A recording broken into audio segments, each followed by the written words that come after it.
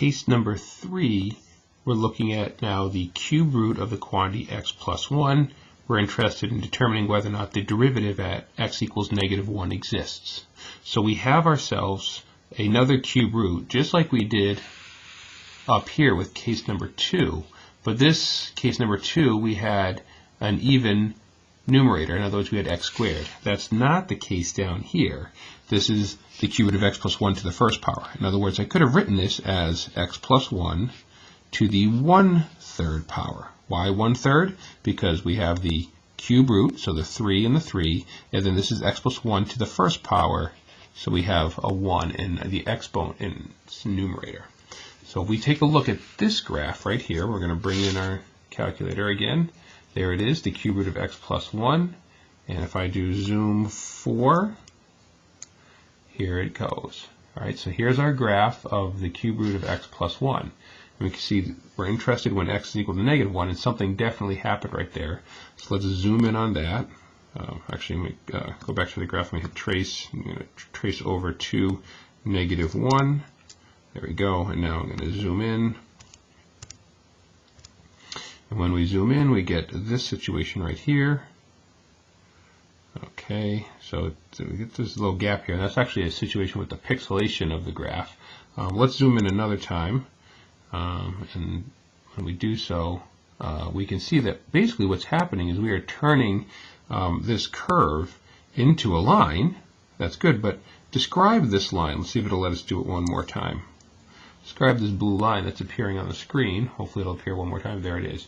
So it's not connecting, but it actually does connect up and down right here. And because that line is going up and down only, yes, it's a vertical line. So our tangent line is vertical. Okay, so we have a vertical tangent line here. So if we have a vertical tangent line, does that mean that the derivative exists? We think back to the song, right? The derivative is the slope of the tangent to the curve at a point along the way. Well, we're interested in the point when x is -1, and we know that at that point we have a vertical tangent line. Well, the derivative is the slope of this tangent line. Well, from algebra class, what's the slope of any vertical line? Exactly. Vertical lines have no slope. Their slope is undefined. And since the derivative is the slope is undefined, that means that f prime does not exist at -1. Okay, so we have our case number 3, where again the derivative does not exist. If we get a vertical tangent line, all right. So vertical tangent lines, they are most likely to occur when you have a rational exponent again, and both the numerator and the denominator are odd. If that's the situation, then we are looking at a vertical tangent line. All right, specifically, what value of x causes the 0 again? So again, just like before, we were looking for a 0 inside the absolute value. We're looking for a 0 underneath the, we're looking for a 0 underneath the radical. All right, 0 squared gives us 0.